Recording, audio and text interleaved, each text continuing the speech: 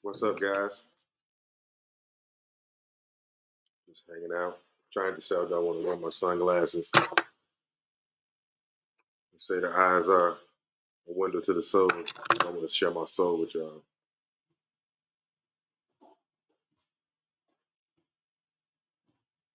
What's up? Friday night LA. I'm just chilling out, scrolling through YouTube, doing what I do as usual. Come across videos. People send me clips I see on Facebook throughout the week. I'm in the car business. The car business. Let me stop being so damn ghetto. Like, let me tell y'all a little bit about my background, right? I grew up on the west side of Chicago, but every day I would go to school in a neighboring section called Oak Park River Forest. And if you lived in the Austin area, when you cross over Austin, you'd be in Oak Park. And growing up in the 70s and 80s, it was like always like the dream to like be able to live in Oak Park because it just seemed like just when you cross that street, Austin was the street, and on one side of the street was Chicago, and the other side of the street was Oak Park. It was almost like just the land of milk and honey. You're in Oak Park now, you know what I'm saying? And I said that to say I wanted to paint the picture so you'd understand the difference. I went to school in Oak Park with relatively affluent, educated, wealthy, you know, friends of mine. You know, I had friends in grammar school whose fathers were bankers and other dads drove Ferraris and things like that. And this is at the grammar school I went to, St. Edmund. I was like one of the first black kids, in St. Edmund in the 70s. Me and I remember another kid named Ronald, and they used to bully him.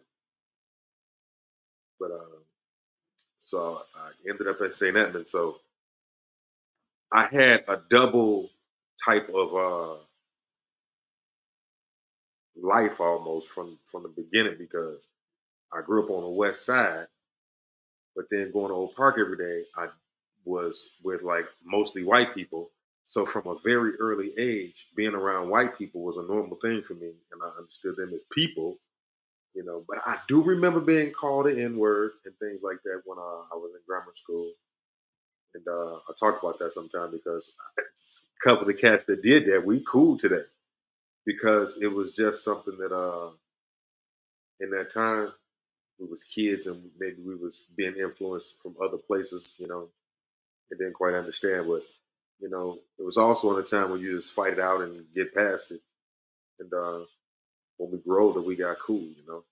So I grew up in the hood, West Side Austin, and I would go to Oak Park every day and deal with rich white folks. Never really felt comfortable in either place, right? It was interesting, but this way it got interesting though, because the Austin area is a really deceptive looking area in Chicago, right? I think the mayor now currently lives in Austin.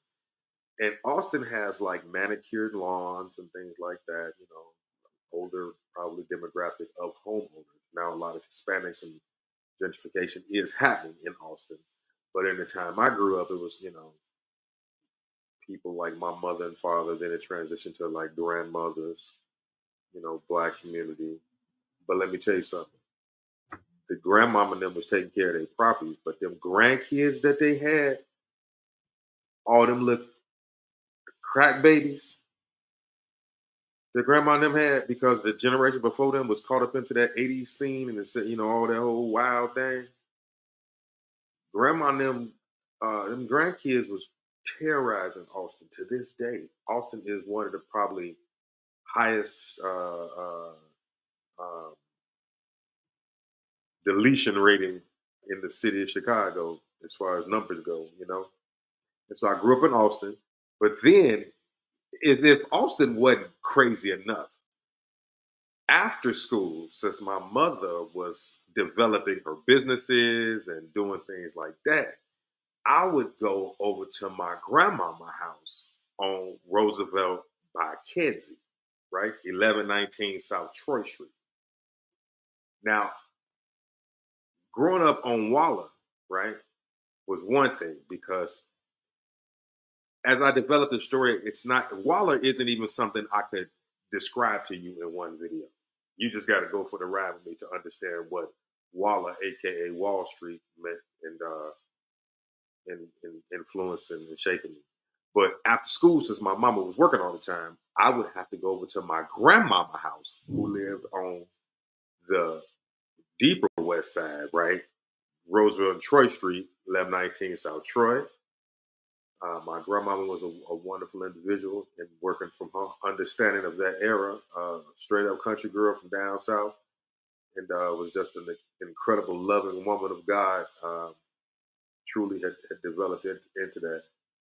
Um, Grandma made no secret that she lived life when she was younger. Me and my grandmama had really interesting conversations, but I don't want to get into her too much because once again, you'll learn more about Grandma Kozel. May she rest in love and peace down the line in my story. But Grandma house was rough, rough, rough. Like the Austin area is rough, but I think I was a little bit more protected there because my house was there, my mama was there, my neighbors was there. We had our block, so on your block, you kind of cool, so you may be sheltered from a lot of the other stuff. Like we didn't go to, we had the next block over where the murder building was. Okay, don't go on that block because that's the deletion building. They literally called it that. Okay, so we wouldn't go over there, and our block was our block, and every house on our block was owned by families. And to this day, a lot of those families still live in generations later and own those same houses. It was an interesting block. Um, but at grandma's house, right, I was just over there with my aunties, and I had an auntie that was the same age as me, my auntie Donna Lynn. Okay, so grandma was definitely, you know what I'm saying, um, living life. I have an aunt that is my age, my father's sister, Donna Lynn. And growing up over there was a lot more dangerous. And danger became every day. And I didn't even realize how dangerous it was. Like, it's interesting because, like, I remember my auntie Demetrius used to always keep me protected, and auntie Regina. But I didn't realize, like, the gang culture in those days was, like, really strong. You know what I'm saying? And those cats, like, if you cross your arms the wrong way, like, I remember one time, I was just on the porch. I just come from private school over Oak Park with all the little, you know what I'm saying, little my little white friends. And I go over on Troy Street. I'm just standing on the porch. I got my arms crossed. I'm just goofy. And I remember Meat Man stepped up to me. He was younger. Uh, he stepped up to me, and I didn't know what he was doing. Right? But I remember he stepped up to me. This dude named Meat Man. Yeah, he used to wear big glasses, but he was like a intense street cat, and he was very serious about what he was serious about. Okay, so Meat Man stepped up to me one day on the porch, and I was just standing there like this. And I guess if you cross your arms the wrong way, it signifies one gang versus the other. But to me, I was just being comfortable. Hang on my porch, see what everybody looking. And I remember he stepped up to me, like, you know what I'm saying, with like mean mugging. And I was like, and my auntie Tudorwee, we call her Tudorwee, my auntie Demetrius, long live auntie Demetrius, because I remember it did. She immediately stepped right in between me and Meat Man and was like, "Psh, he ain't on, you know what I'm saying? Like, let him know he ain't go to privacy, he ain't on none of that. Don't even go over there with that." And then Meat Man stepped back. Very interesting. Very, very interesting. I didn't even realize what had happened till later on when I got off into the streets more. That's when I realized what had actually happened in that moment, because even in that moment, I was so naive just coming from school with the little white kids that I ain't know what me. I me man was auntie did something. I ain't really even paying no attention. But then I look back on it, right? Like I said, I'm not even really looking at this situation as something that was dangerous. It's just kind of floating over my head what's happening. But when I look back on it later on, I was like, oh wow, auntie really told Buddy, who is like the guy. You know what I'm saying? No, like auntie wasn't no punk, man. Really, I remember my auntie Demetrius stepping like that. My auntie Regina, same way. When I came around, they had their way of keeping me protected. You know what I'm saying? I had some really good aunties, Auntie Clara Bell, Auntie uh, Miguel, Lillian, and you know what I'm saying? Some auxiliary AT, Brenda and Linda. Grew up in a time where family was family, man. You know what I'm saying? We used to play marbles in the dirt, me and May and my cousin Ronzel. Just living in Chicago, man. It was a different time and a different era where we had a lot more respect for what we was doing and a lot more honor. And people was friends and it was a family environment, man. It was a whole lot of mess going on. But I remember like at nighttime on Troy Street, even to this day, as I think about it, I remember and I visualize there was a certain magic and mystique and beauty in it because in Chicago at nighttime, we have these insects called lightning bugs, right?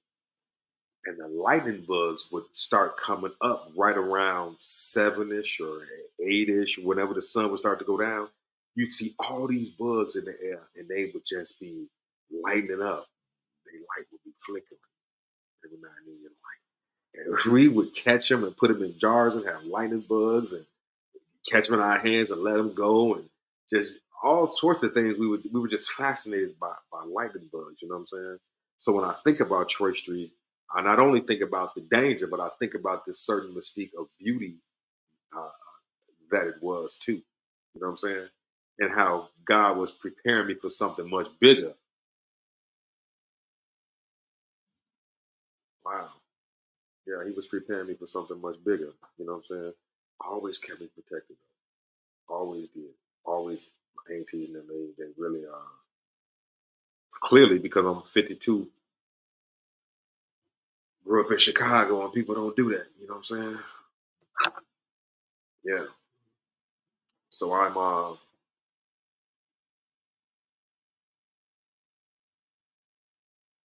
just reminiscing a little bit. You know what I'm saying? Tomorrow's 4th of July. And I always like to do videos like this because later on in life, we no one is here forever. Big part of my YouTube channel is dedicated to talking to my sons so that they can look back and see who their father was and what I was about and be able to have video evidence. Funky Fresh, I'm right here, son. I'm talking to you, Kingston and Cotton. You did.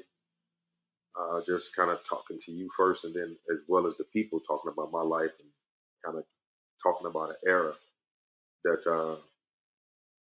could never be repeated on so many levels. It just could never be repeated.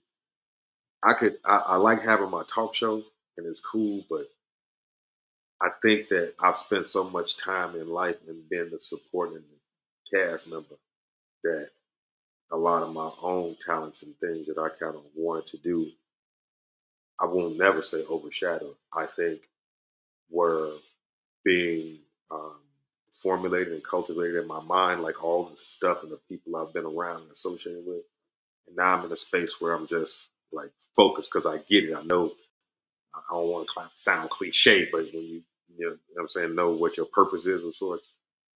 But like I said, the biggest thing is this YouTube channel is really about my son. So if you ever get on here and you wonder what is he talking about, that is what I'm talking about. I want my sons to keep game from their father. But I want to talk to my people too, and give them some game. Um, so I don't get into a lot of foolishness. I just keep it like it is. So back to Troy Street, right? We used to play marbles in the dirt. Anybody who used to play marbles in the dirt, we used to have the hand moves. You'll call them like the spider, or do this or do that. Like you had 3 fingers, and you'll be doing all type. You had a hole, dig a hole in the dirt, and then shoot the marbles in the hole. Uh, like man, we was serious about that. We would play hide and seek, and like be outside. You ever notice nowadays no kids are outside? What happened? What's that all about?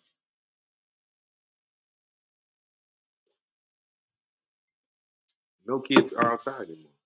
I remember I used to know where all my homies or friends were at because all the bikes and bicycles would be parked in front of one Slick house or Greg house or BB house or Rob house or down the street at Naval house. Not by burying them house though, because they was bad as hell and they'd be trying to beat you up and take your bike. Not over there though. Any house but Baron them house. They was rough. You know what I'm saying? Uh, but we knew where they was at because they had the bike. Now they know where each other at because they look online and see who got their little light on, I guess, who live. They don't even talk to each other in person. That's crazy. It's crazy. Go to parties, everybody on their phone. Dating. How you gonna date somebody through text? Whew. It's a challenge, y'all. It's a challenge, y'all, right? So anyway, back to Troy Street. So I grew up on Troy Street in the Stone Down Ghetto, and all these guys that I'll be describing over time would grow to be major figures in the Chicago street culture, right? And I was growing up right with them, with aunties keeping me away from being, because like I've never been in a gang, never been in a gang. I've been, you know, um, in a city with all sorts of gangs and all sorts of things going on. And I have never claimed the title of an angel, but one thing I never was in a gang. So, and I'm still not in the gang. So don't come around me doing nothing illegal cause I ain't with none of it. Okay. But I wasn't in the gang because I had people guiding me and people that cared. And I look back and I just see so many people that fell into their life that aren't here anymore. And how disrespectful I was because when I was in the streets, I couldn't understand it at the time, right? But I had homies, and I'm not gonna use their name, but I didn't get it. And I'd be like, they ain't hating on me, they hating on me. You know what I'm saying? It's not that they was hating on me. It's just that when you come from a place, I had a good foundation with a mom that had really made something and done some wonderful things and did some man, employed a percentage of the West Side and educated them and really done some stuff.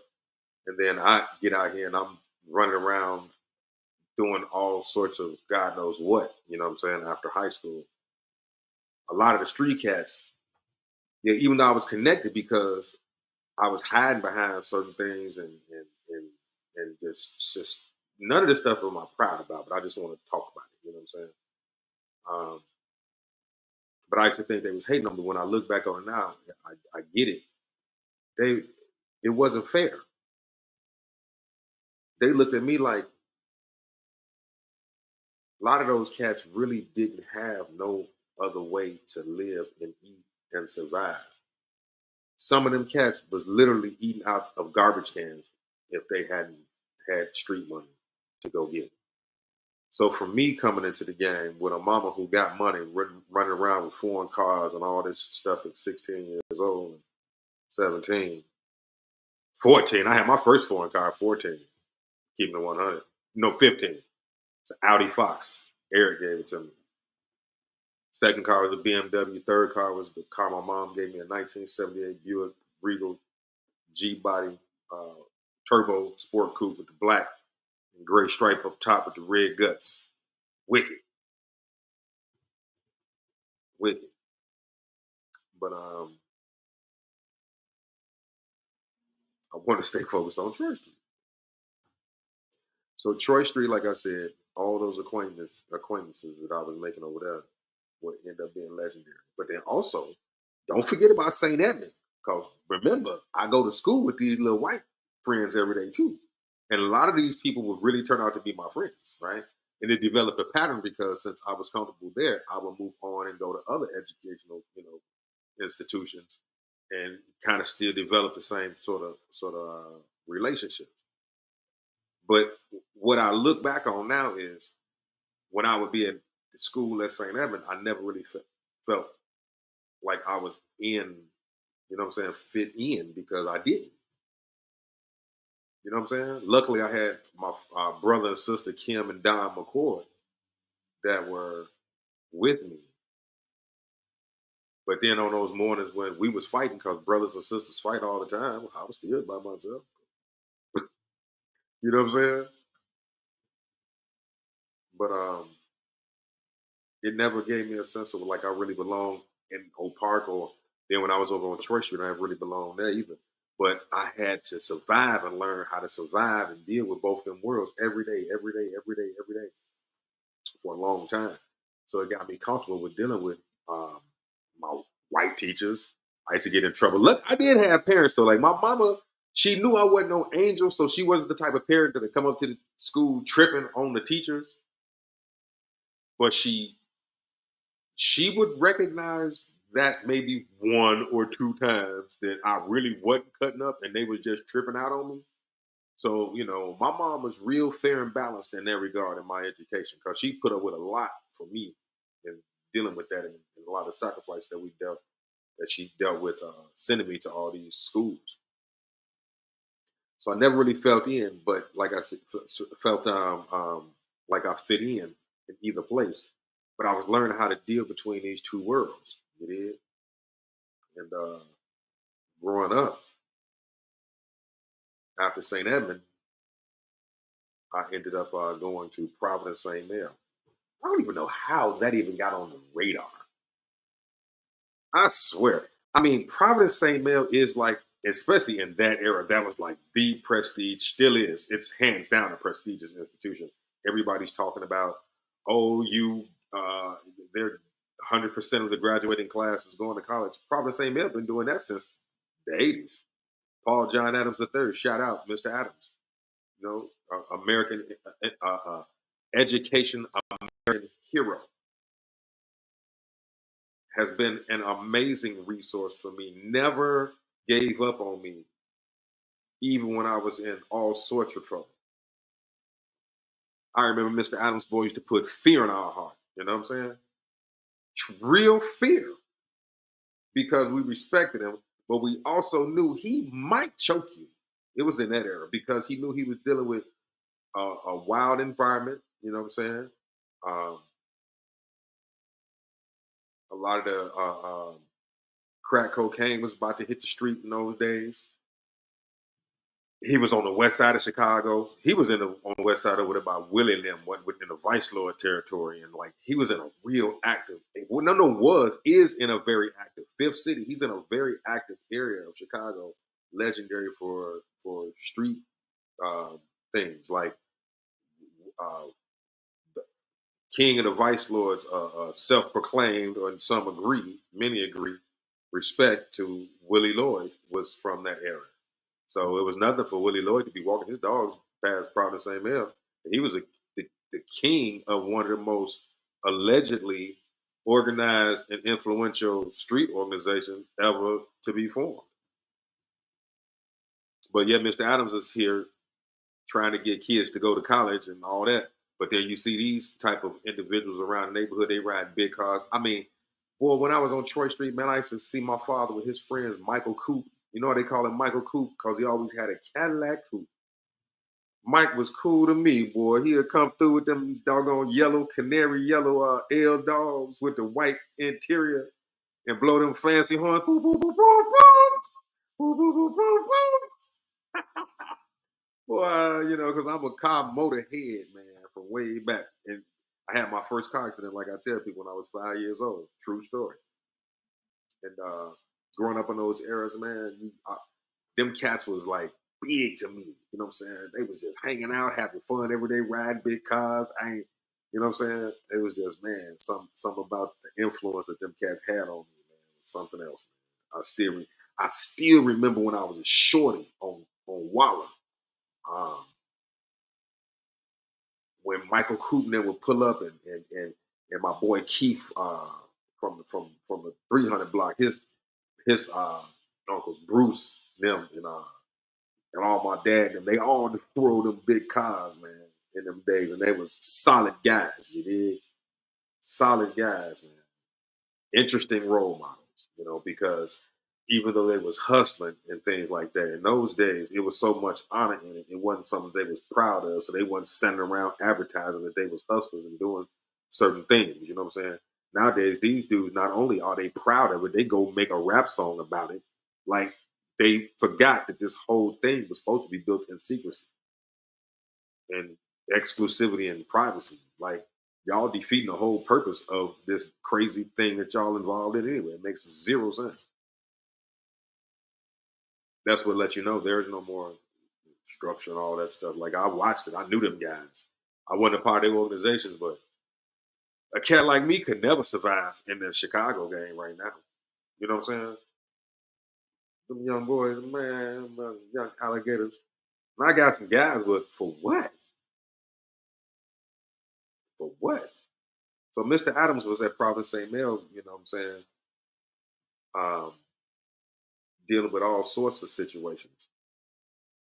All sorts of situations. I remember when he took the school over, they was about to close the school down. He got it from the archdiocese, is the story that I understand it.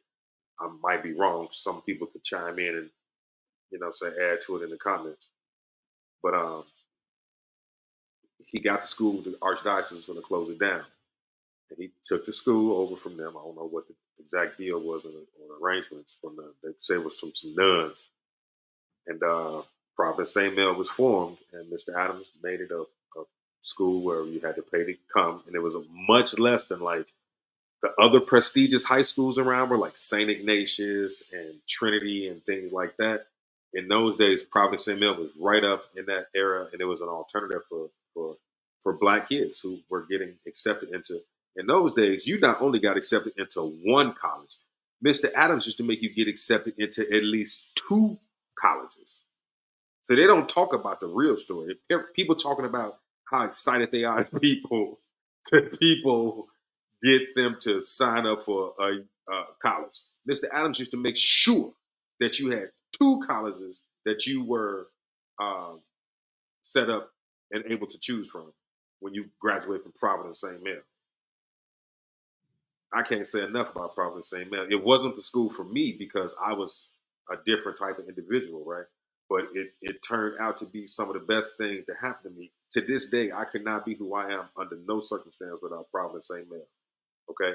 So that's why I stress education, not only because of the element of the education and having good teachers and people and mentors, um, the relationships that you build. I didn't build as many relationships at Providence St. Mel as I probably could have because I was young, searching. Um, Once again, I still had that feeling like I didn't fit in, but something magical happened at Providence St. Mel while I was there too. That will forever change my life. Right?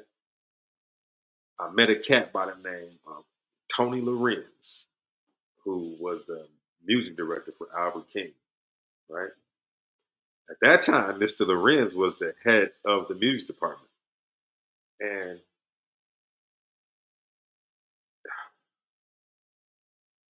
the things and the way that he was, he tied in with Mr. Adams' vision because they didn't have no money. Man, they must have put together some ragtag instruments and a big dose of passion. And Mr. Lorenz had us snapping out under the music side.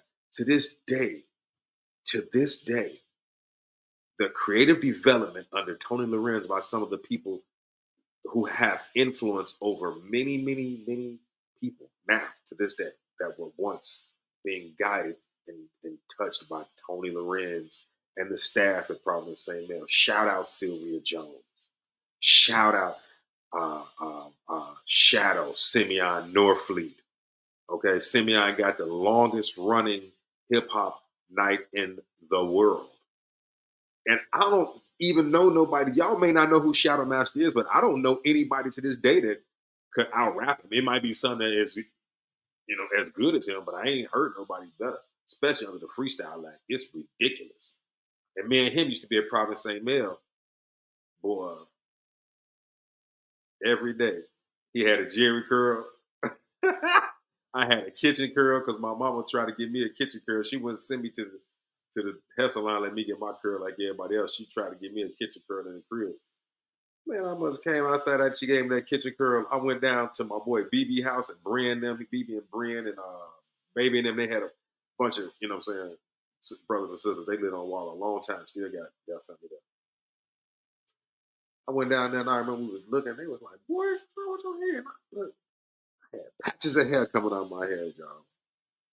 I remember that then. I remember me and Don, always Chris and Don since day one. We'll talk about Don. There is no Chris without Don, honestly. God did somebody put Don in my life. Don, love you, boy. But They looked at my hand. My hair. Man, I guess she left it in there too long. You know what I'm saying? My mama. One thing about my mama, man, she would always do her best. Like she couldn't afford to buy me the best suits, but you know, my mama used to make my suits. G, I remember my mama used to try to make my suits. They didn't always fit the best, but I used to be proud wearing them suits. You know what I'm saying? Wow. I think that it could have been very easy for me to come out bitter because I know people was making fun of me in them suits, but I ain't care. You know what I'm saying? Like God have always kept me with their like this almost like sense of shielded me from pettiness and just a sense of who I am on a certain level. Some bad moments like we all have, but just being grounded, you know what I'm saying, and having a mom like that. And I thank God for my mom too because, you know, a lot of my friends that don't have any moms anymore, I really think about that.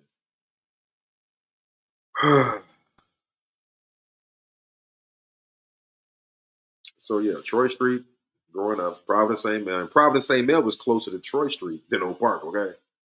So Providence St. Mel still ended up being in that same area where my grandmama house was. So now I'm kind of expanding, learning more people over there, learning, you know what I'm saying? Now it's two neighborhoods, Garfield and like West Garfield, whatever over there, Roosevelt and Kedzie, and then Providence St. Mel was more like Central Park and Madison, right? By Madison Pulaski, legendary old through that area, Garfield Park. And we used to ride the bus every day, the Madison Street bus. I remember my boy Greg got kicked off the bus one day. He's gonna be mad at me. Not Greg Hildebrand, not you, Greg. I ain't gonna even say his last name, but it's not Greg Hildebrand. I'm gonna say that because since I'm associated with different Gregs, me and Greg Hildebrand got so many associations. I don't want y'all. Most people automatically think Greg Hildebrand got kicked off the bus. No, Greg from the South Side. I didn't even know Greg in these days. He was out south. We're gonna get into things about Greg too. But shout out Greg Hildebrand and Bezeled Out Clothing. You did not just clothing; it's a lifestyle. Still is.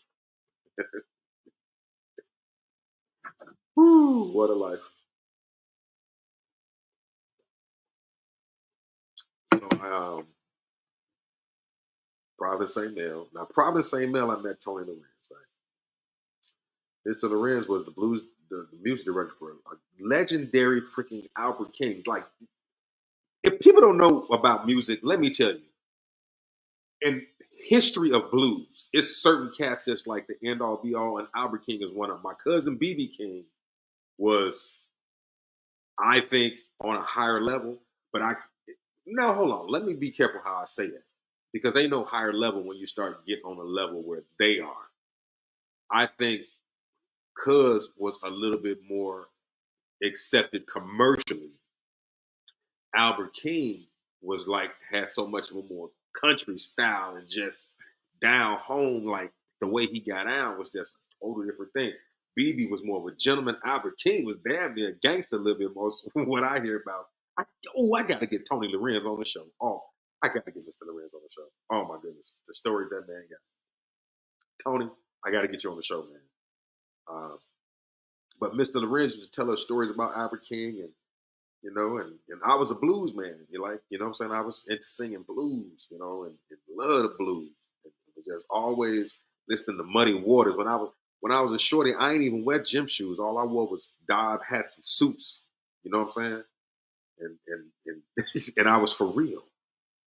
I got pictures. I'm gonna put some pictures up of me in the Dob hats and suits like back in the day. And they said I was carrying a briefcase on the playground because I was real serious about getting money even back then. You dig? And coming from Providence St. Mel, I need to. I got a shift it, and I'm gonna shift in a minute, but I need to really paint this Providence St. Mel picture because somebody's right now is going through something. They don't understand why, and I didn't understand at that time how much of a role Providence St. Mel was going to play in my success in life later. Right? A school I did get kicked out. A lot of people get kicked out of Providence St. Mel because He was something else. Mr. Adams didn't play. If a girl got pregnant at Providence St. Mel, put her out. Yes, you got to go till you had this baby and go deal with that because we're not going to have you up in here and influence the rest of these girls. This is our policy. And if the father went there too, put his ass out too. And both y'all go and deal with that baby and y'all go somewhere else because we're not going to do that. We're not going to normalize that. Right? And he stood on that. Mr. Adams was a different type of cat. At Providence St. Mel, everybody was off for Martin Luther King Day. No, we to this day ain't no off for Martin Luther King Day. We have a special Martin Luther King celebration for which I sang at many of them. And it's a whole thing in Chicago how Mr. Adams don't let the kids out for Martin Luther King Day. You know what I'm saying? But that's not what he owned. He said Martin Luther King would have appreciated the fact that the kids have a place like that to get an education. So now y'all come to school. And we did. And wasn't no playing hooky at Providence St. Mel and all that old skipping school. If you wasn't in school at Providence St. Mel, we had to be in school at 8:15. If you wasn't accounted for by 8:45, best believe they was calling your parents.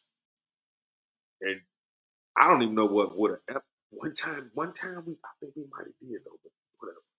I don't even know what would have happened if the type of kids that we was calling our parents, talking about we skipped school and they had work to pay for us to go to that high ass school. Whew. No, we went to school.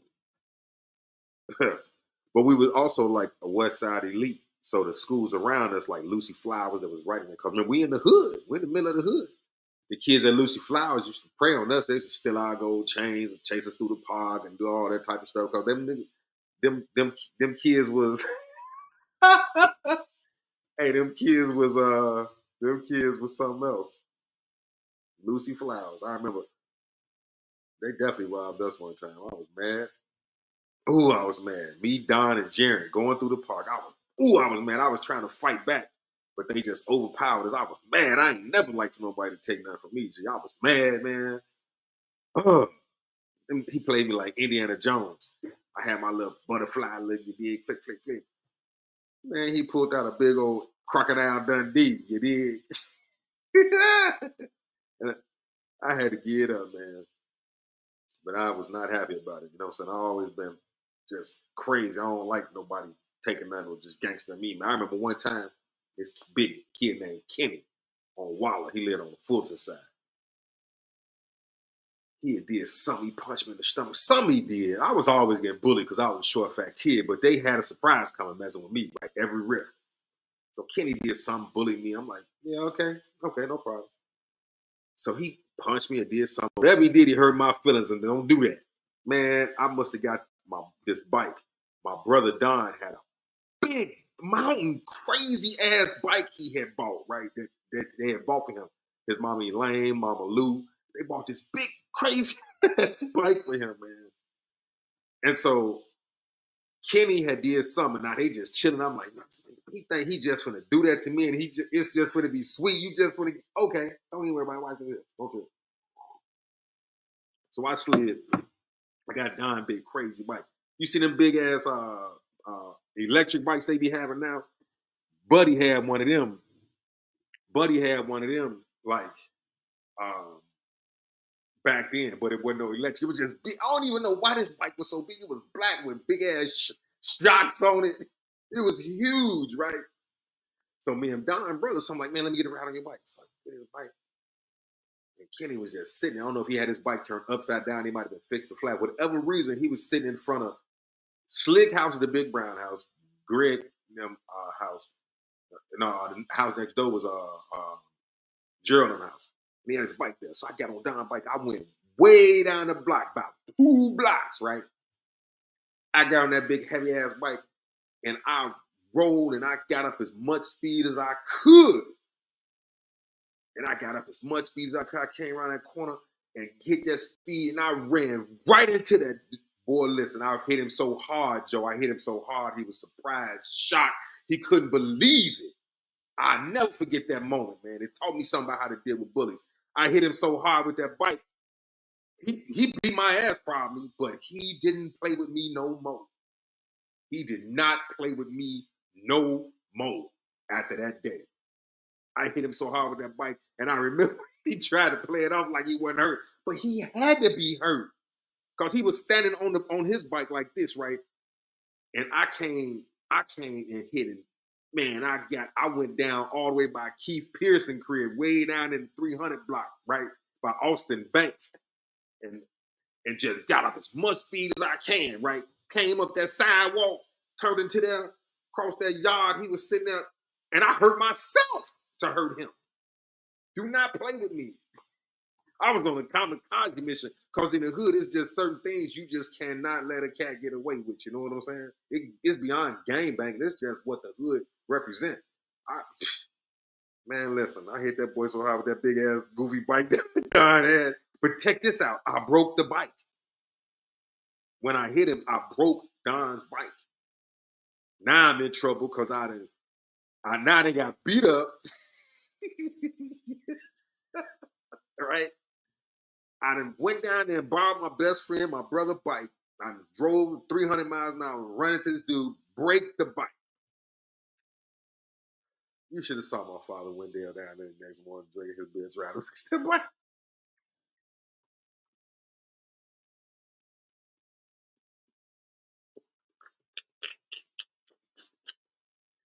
Oh my God. Yeah, he didn't fix the bike, man. I don't know what happened if my mom or bought another bike. I don't even know. But dude knew one thing. Do not play with me. On the real. You know, man, I hit that boy hard. I broke that man bike. I'm sorry, Don, for breaking your bike, man. Wow. Growing up on Wall Street. So from Providence, St. Mel, I started to cultivate this art thing because Mr. Lorenz, the music director for Albert King, I said all that to say, we had the choir. We was legendary. We was doing performances. We had a talent show one time in Providence, St. Mel. I remember I had on all brown that day. I had on some brown stones because I ain't wear no gym shoes back in them days. I think the first pair of gym shoes, like really I bought as an adult. I know my uncle Keith Oliver and Frame Lewis took me shopping when I was under the Artist Act, and that gave me some jumpers, and I started wearing gym shoes then, and like, you know what I'm saying? I remember they took me shopping. That was cool. That was cool, man. But that talent show, Mr. Lorenz, they had a little talent show at the school, and I kind of had people up to that point. I was probably about 13 at that point, right? 13, 14. And people would always say, "Oh, you can sing," because as a kid, I remember I used to be in the car riding with my father, and songs be on like, Mama used to say, take your time, young man.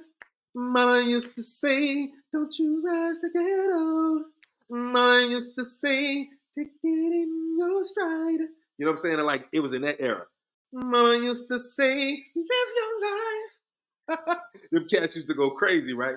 And she's a bad man, jamma, and the Parliament era, and just all these. This I grew up in an amazing time of music, and I'd be in the car singing these songs.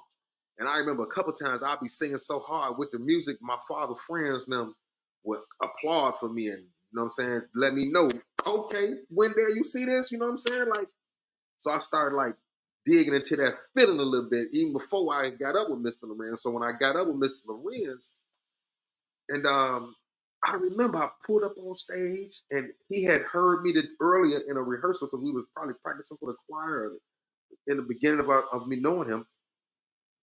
And they had this talent show going on. I had some brown shoes, brown and beige the outfit. He was like, you should do it. You should get out there. And he pushed me out on stage, man. And he pushed me out on stage. And I won second place.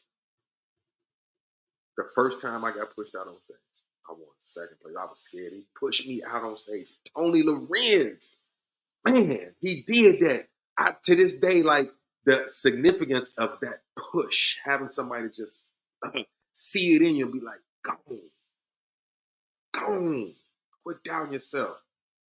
If you don't believe in me or in yourself, believe in me, and I believe. You know what I'm saying? When having somebody else believe in you, say, man, he believed in me, man. And I went out there and won second place on my first time out, G.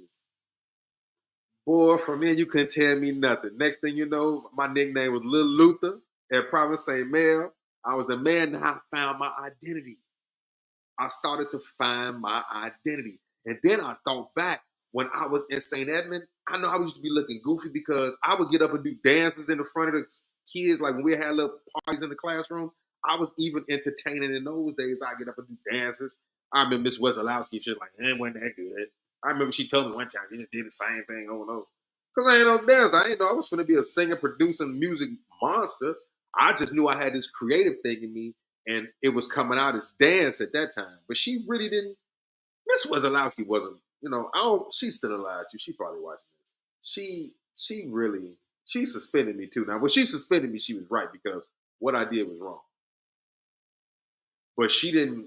She was very much well removed from the community and the culture of understanding black men and raising and what my mom was dealing with and how to deal with a kid like me. Plus, I had dyslexia probably in those years before it was, diagnosed and all that ADD. We ain't getting no ADD. We got the BELT. That's that's what you gonna get. You want the cure? The cure for the ADD was the BELT. You did? Yeah, Kingston and Kylan. Yeah, y'all will get the BELT. Burgers, extra lettuce and tomato.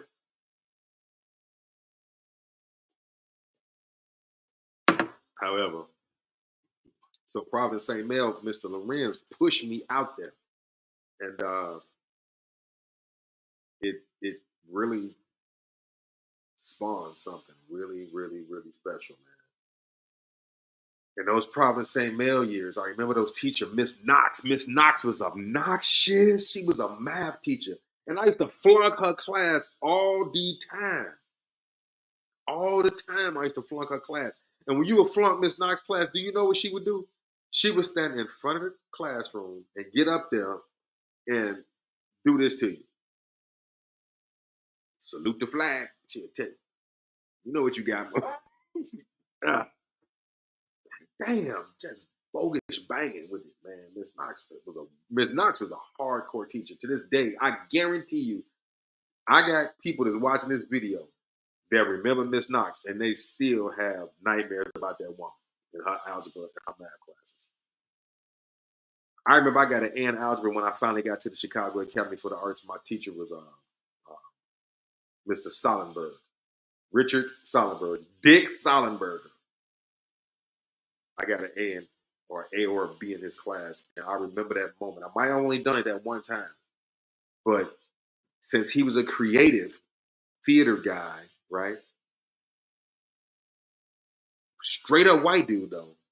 That creative part was able to connect with me, and I got a B in algebra. I was saluting the flag with Miss Knox at Providence St. Mel. When I got into the Chicago Academy for the Arts, it was a whole nother eye-opening experience for me that I had not anticipated. But I don't want to move too far ahead yet because we got to stay in this Providence St. Mel world for a little while, right? So to expand on Providence St. Mel now, I was there. My brother Don was there. Uh, and it was in a time, like I said, when it was rough. That crack was hitting the hood. Rick Ross now was probably doing their thing, and it was that type of era. And there was a lot of money on the street, a lot of crazy influences, and Mr. Adams was up against a lot, achieving what he achieved in that time because of the type of money that was on the street and the draw. And I was already so captivated with it because remember, even though I went to school and was under the education private school thing during the daytime, I was over there watching my daddy and them and Money Mike and them and Meat Man and them, Silky Mac and them and all them cats, Willie and them and all them cats riding them big cars and having the finest women and money and suits and custom clothes and I hadn't really seen what education bring, but I saw what that brought and I was on that. You know what I'm saying? And it wasn't nothing nobody could have told me because I remember I had the opportunity to go to Berkeley School of Music in Boston, and I chose to go and drive Sureway cab instead on Division with my uncle Bush. My mom was so mad at me.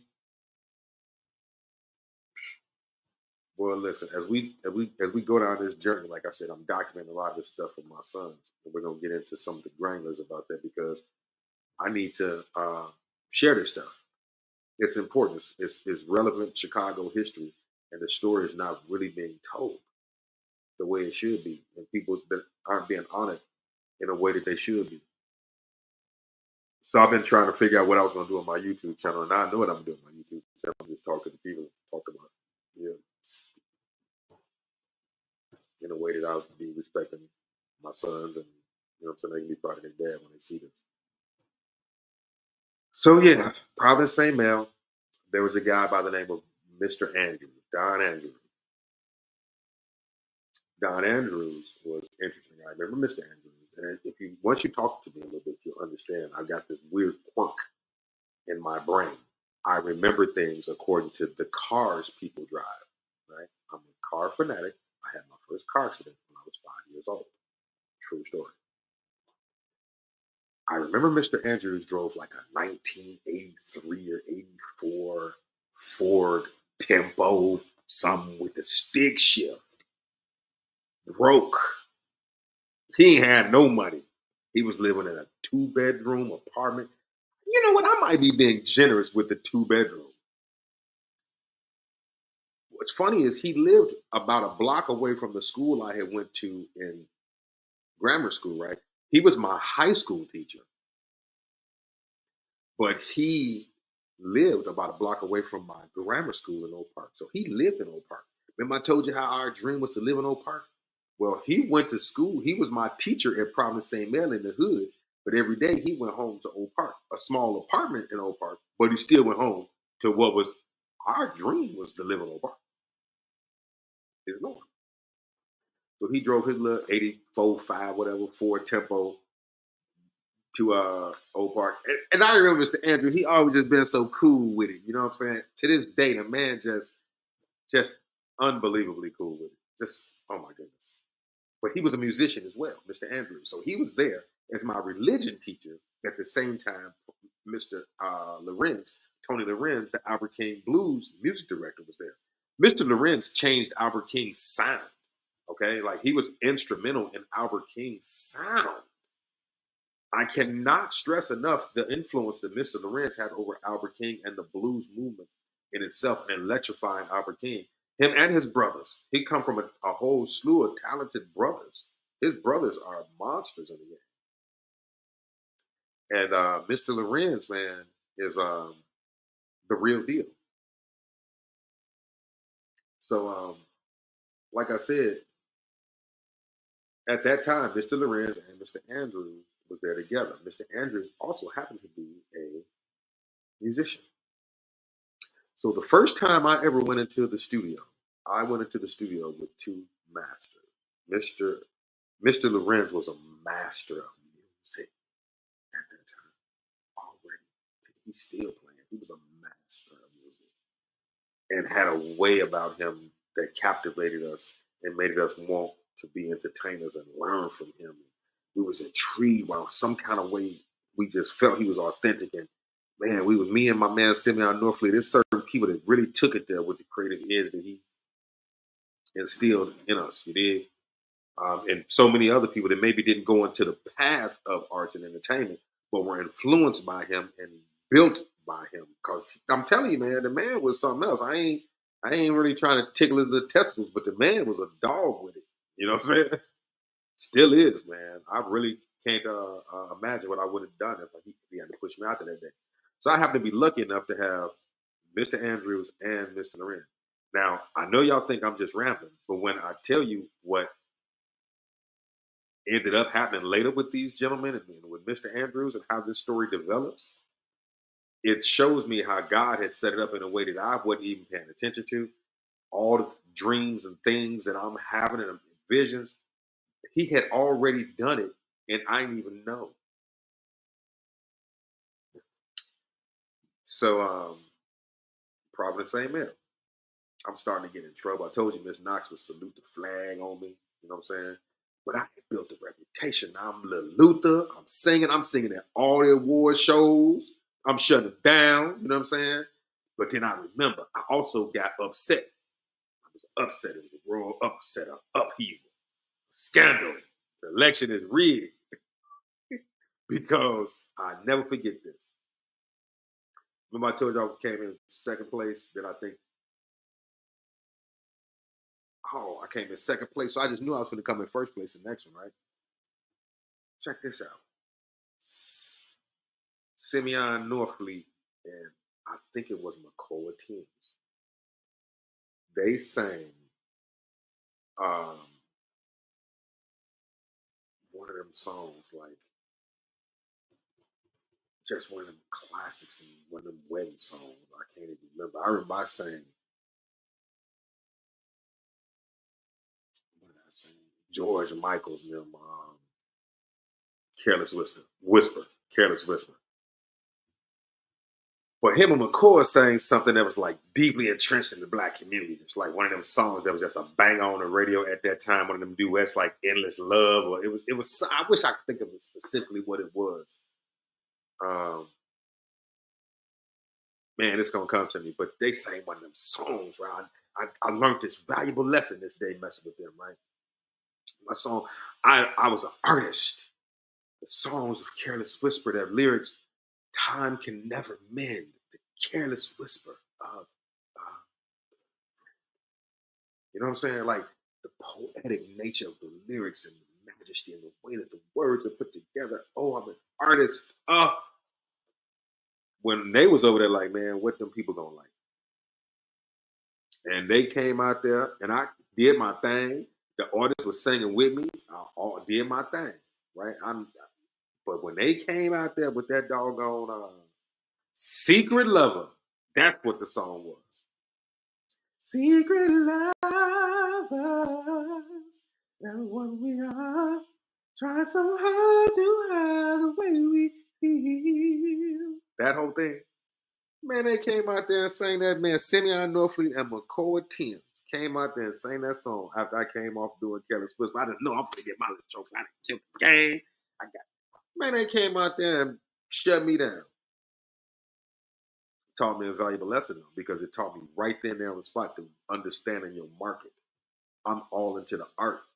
Art is part of it. Art is a part. But you got to understand your market in order to know how to take the art and your talent to be able to mold it toward the particular market where you at. Because it's beautiful of a song that Careless Whisper is, that wasn't the market for it. And I was too immature to recognize that, right? So that was probably the beginning of the end, right? That was the downfall of Lil Luther. Here we go. So, but now I'm getting some stature now. I it's my sophomore year high school Providence St. Mel, and people get kicked out of Providence St. Mel because if you're not on your business and you don't keep a certain GPA, you can't stay there, right? And that's just what it is with Mr. Adams. Luckily, I wasn't quite in that danger, but I also knew me well enough to know this ain't gonna end well. I need to find some place that's for me, right? And I remember I found the Chicago Academy for the Arts. At that time, I think I had a scholarship with somebody, Mr. Mike Brodus or something. I remember that name with Equitable Corporation. They was gonna send me to go to Chicago Academy for the Arts, and I don't know. I was supposed to keep my GPA up or something. Whatever happened, I ain't end up keeping it up, and my mom ended up having me to go there. That's what she say. I don't remember the story really being like that, but that's what she said. I don't remember that. Anyway, um, Providence St. Mel was coming to an end, and because like I just felt like if I don't, he be kicking people out, man. Mr. Adams don't play. I'm like, if I don't get out of here, I'm gonna be one of the people he kick out. I'm gonna be a victim. So I found the Chicago Academy for the Arts, and boy, I remember going, and I remember taking my mom to the audition. She thought it was just a audition for summer school, and that was her first introduction to the school. And when she saw the school, she, was like, wow. The tuition was like probably 10,000, 12,000, some crazy $1,000 a year. And this was in like 86, right? So I don't know if Equitable them or Mike Brodus them, the financial people that was behind me, you know what I'm saying, paid for the first year, whatever, or she paid. But whatever happened, I ended up going to the school. And at this time, my mom was actually doing pretty good too. Um, I glossed over some things, and I'm gonna circle back and connect. But I want to lay this overlaying thing of what was going on, so you understand what was going on as I go through some of the nuances and granular details of the story. And so yeah, so now I remember now I'm at the Chicago Academy for the Arts. I had to audition for the school, some town the way I ended up there. There, I remember the first day we went to school, and I was we were in St. Patrick's Church, and I remember I saw Jesse James wearing a dress. He was a school. I think Jesse James still around. I mean, we all, he's around somewhere. But I remember I come from now. Now let me back up. Let me back up. This is in 1986. Okay, I came from Providence St. Mel High School, which was highly disciplined. You don't understand. Kids didn't want to go to Providence sometimes because they were so highly disciplined because of the because of the because of the strict disciplinary code of the school. If you step on the grass, you get suspended. I remember you would have work suspension if you got caught doing anything wrong. You would have a jury of your peers decide what your punishment would be. I remember I got in trouble one time for I wasn't even fighting. My brother Don, somebody said somebody's mama. And I ain't appreciate nobody talking about my Annie Lane. So I went and told Don, man, listen, dude said something about Annie Lane, your mama. And Don was like, oh yeah. And Don was Don Japto. Don, we sitting in the class, right? Next thing you know, now we at Providence St. Mel. Straight up discipline school. We sitting in the class. Next thing you know, Don run in the classroom and throw a chair at Buddy. Oh, rest in peace, Annie Lane. Threw a chair at Buddy. And the whole class was so shocked. It didn't hit Buddy, right? And I think that's why it probably didn't get escalated anywhere because it was such a huge chair. The dude was never really getting in danger of being hit, but dude was mad, right? And it was just it was so crazy. It's just the image of it right now, just thinking about it. Just thinking about it, we came in. I don't know who was the teacher. Was it Miss Cubic? Somebody chime in and tell me, do y'all remember who was the teacher when Don came in there and threw that chair in the room? Or anybody was in there? I think Robinia Hill was in there. Man, chime in and tell me who was the teacher when Don came in there and threw that chair. So anyway, when that happened, Don got in trouble. He always came in trouble. So when my name came up, we were like, well, how you know? Oh, well, Chris told me. So Mr. Adams come out there and he tell me, you know what? We went to disciplinary court in front of the kids. And I got my little 2 or 3 Saturdays because then they would sentence you to a certain number of Saturdays that you'd have to come and do work around the school, right? So they gave me my little Saturdays. Then after court was over, Mr. Adams came up to me and said, son, let me tell you something, son. This is what you gonna do, son. Son, you gonna come till I tell you to stop coming, son. That's what you gonna do, son. So never mind with the kids, the sentence of the 2, 3 Saturdays. He said, son, you gonna come till I tell you to stop. And that's just what happened too. The man made me come to work suspension every Saturday because he said I was the problem because I put the hit together. He said I was the problem because I instigated the whole thing. He knew my brother High Point was his mama because you know what I'm saying. And but it really wasn't that cerebral for me. I hadn't thought it out like I was some kind of kingpin. I was in high school and dude was talking about my Annie Lane. God, you know what I'm saying? And back in them days, it was different. It wasn't like we was gonna shoot each other and stuff like that. So but I definitely wasn't expecting for Don to come running in and throw a chair at the man. I remember when he came in there, I was like, this, wow.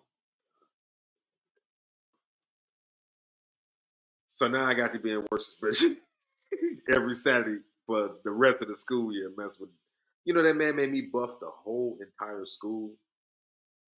I mean, I don't even. Somebody Google and let me know what's the square footage of Providence St. Mel School. It's blocks long. He made me buff and wax the entire school. And then I didn't do it good enough. He made me do it again. Mr. Adams didn't play no game. So I come from this strong disciplinary school of Providence St. Mary with Mr. Adams until I go to the Chicago Academy for the Arts, which is now downtown Chicago, open campus. Downtown Chicago, open campus, high school. Oh my God. Right off Greektown. Man, I remember the first day I came to school, like I said, I got out the car and it was in, the building was behind old St. Patrick's Church. It only had like 16 rooms, very exclusive school, right? I went to school with like Laura Flynn Boyle, um, Layla Hathaway, Kenya Hathaway, um, Frayne Lewis, Bobby Lewis, like Bill Curtis' son, Scott Curtis, R.I.P. Scott. Just like really, really Lisa Kelly, R.I.P. She was on some major shows. Just a lot of really influential people that are still active into the arts community today because we were a real serious group. But I remember the first day I went there. Like I said, the first thing that stands out in my mind is I remember I saw Jesse James wearing a dress. First thing is I'm getting out the car, I'm noticing kids are smoking cigarettes. They on the bridge, right? They smoking cigarettes and they doing their thing. And I'm like, they just smoking cigarettes. They just sitting around. Some of them got on tie dye. They got their hair. I've come from Providence St. Mel where if you step on the grass, you get suspended. So these kids is over here smoking squares. Little white kids doing their thing. And man, listen, it was a total culture shock for me because my parents, even though I had seen so much stuff in the hood and all that, I still had reverence for my parents and my mama. And like, I, we didn't smoke and all that. And so to get out the car, the kids just sitting around and smoking cigarettes, I was like, remember, I was going into my junior year of high school. So I don't know, it was tripped out. It was tripped out. And Jesse James with the dress cause in the hood, that's just not something that, wow, this dude got on a dress. Whew. So as artists, it's easy to talk about those cats, but at the same time, I was an artist too, and I know they looked at me like I was crazy. Talking about just call me God, small G, because I don't, not the big G, small G. Thought I was just cold. I really thought I was cold when I got to the Chicago Academy for the Arts. I'm gonna tell you when I knew I wasn't cold. When I knew I wasn't cold, I went to school with a young lady who was my sister. Her name was Elizabeth Withers. She played the original Suge Avery in Color Purple.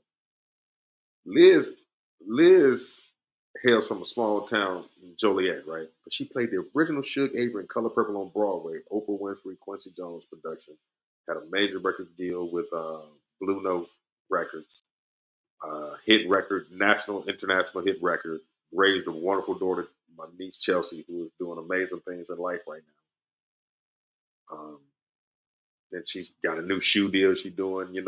Liz is just Liz. When I tell you, I mention Liz because she was always such a hustler from such a young age that she was doing commercials when we didn't even know how to do a commercial. I remember Liz used to leave school and go do commercials and gigs and stuff like that. And I used to be like, who the okay. So I remember we was in the blue room. It was a blue room in the building, theater room, where they used to do theater. Come we turn lights on to be really dark. And the room was painted a deep blue. So we in there. I get up and do my little song. I tear the house down because it's like introduction day. They want everybody to get up and do their little talent show what they do. And I'm the man. I'm Lil Luther. I'm from Providence St. Mel. They've been telling me how cold I am. Mr. Lorenz to push me out there, man. Man, listen, what you want to do? I didn't audition. I'm up in here. Man, listen. So I shut him down. So I thought, man, Liz got up on that floor in the front of that classroom. And I remember like it was yesterday in that blue room. And she sang Home from the Witness. And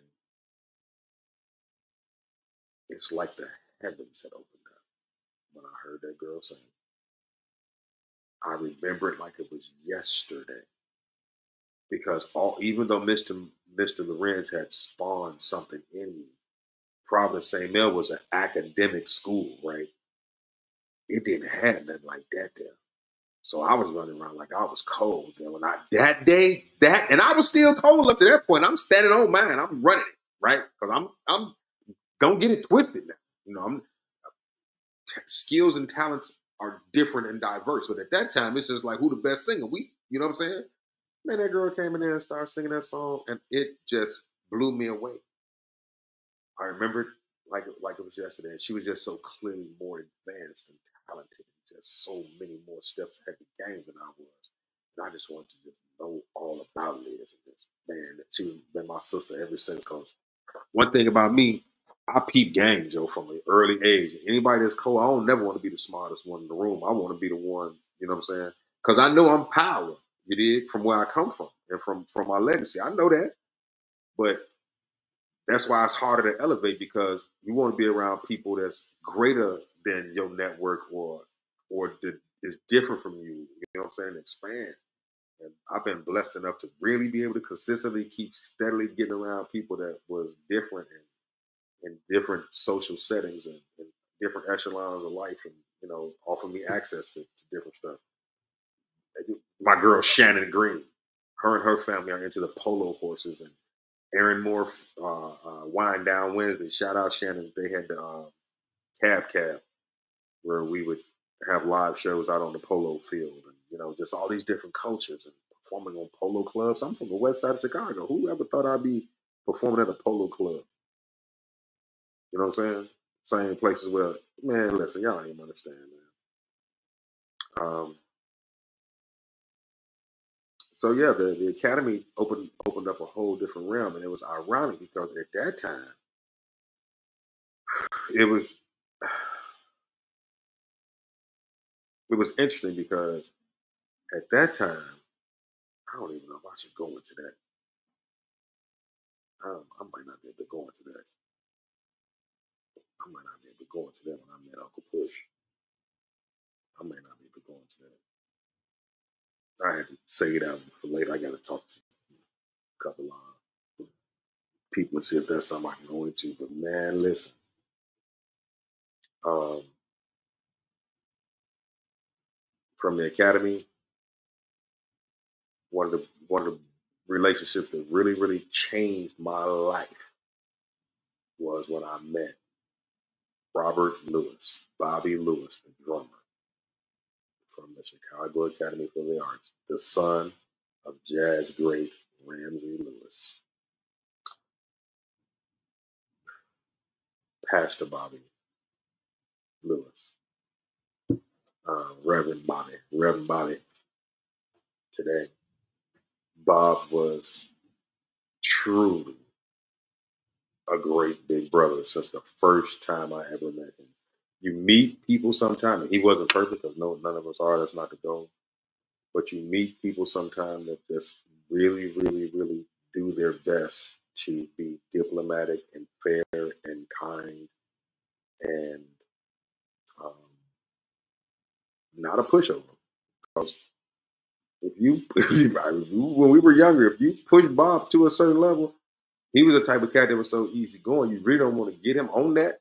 But if he get on that, it could be a problem. You know what I'm saying? But he just was always just with me, this little short fat kid from the west side of Chicago. They ain't had to deal with me. This man, daddy, is one of the biggest musicians in the history of Chicago. You know what I'm saying? Spawned things like Earth, Wind, and Fire, and instrumental in those music moments with Maurice White and the people that I would end up meeting through um, becoming friends with Bobby and just understanding music and the level that I would achieve through experience.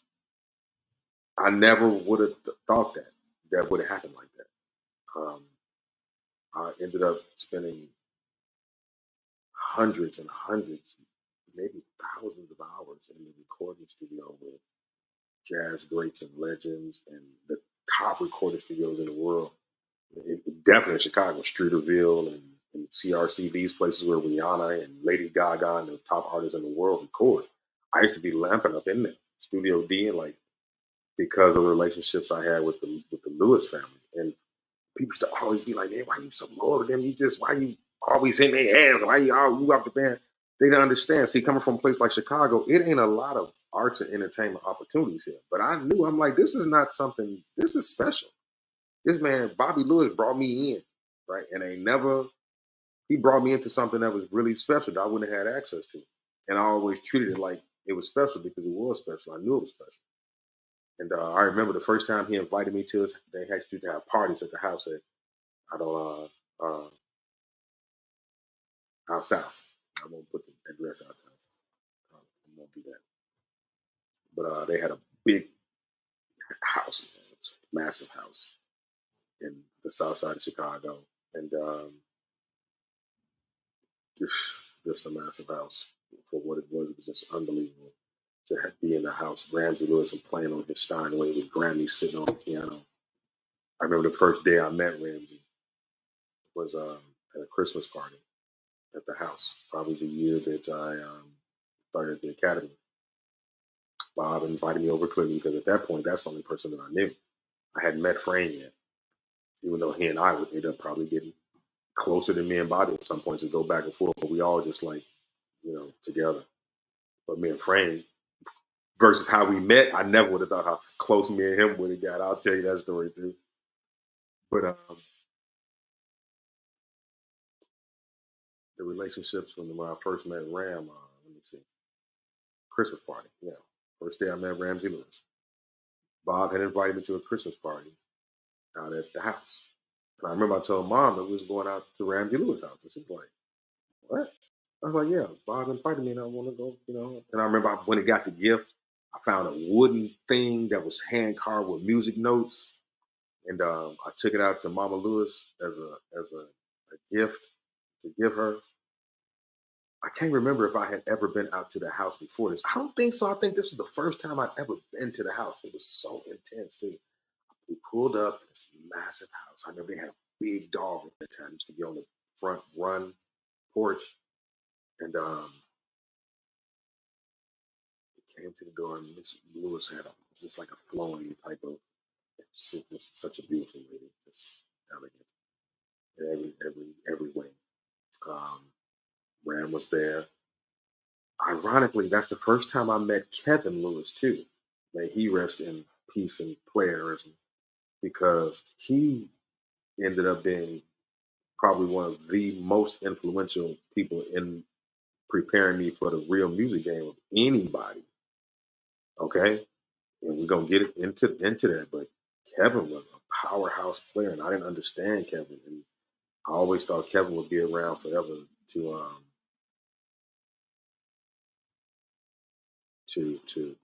drink from that wealth of knowledge and get on his nerve and drive him crazy, and vice versa, and learn from him.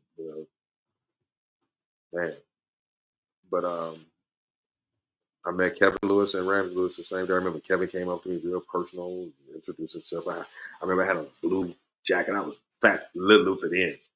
And Ramsey introduced himself. The lights were dim. They had these massive, huge, like mauve colored couches. Big Steinway was there. The massive fireplace was going. And man, it was just like so amazing. And I knew it was just so special. Like Ramsey came up and greeted me, talked to me, and it was just like they just really went out their way to make me feel home, and did ever since, and accepted me into that family. Ever since that day, it's like they couldn't get rid of me because I was there. I was there. I wanted to learn more. I recognized who they were, and from where I came from, and I wanted to learn, man. And let the hazing begin, because they were some big brothers, and they was not about to just allow me access without going through some things, especially Frame Lewis. Let's talk about my big brother Frame. Now, me and Frame didn't go to school together. You know what? I'm gonna pause at Frame. I'm gonna pause at Frame, and I'm gonna hold that for later, because I want to make sure I'm giving honor to this story the right way. But like I said, sometimes I just get on here and talk because I want to talk about documenting this history and let my sons them know what happened in my life, and people to peep game from the situations, man, and know that when I get through this story, you're gonna understand how God is in complete control.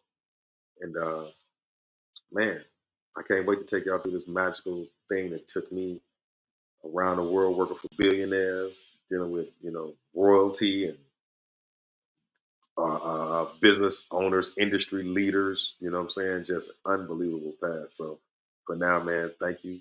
Punch the likes. You know what I'm saying? I invite you guys to stay on this ride with me, the Peep Game Show. XM Satellite Radio Show comes on too weekly. That's my radio side. WindyCityWord.com. You can always check into there. That's www.windycityword.com. My newspaper for town. You can click in and always find out what I got going on. But I'm gonna end it here. We're gonna pick it up later. And remember, always Peep Game. You did.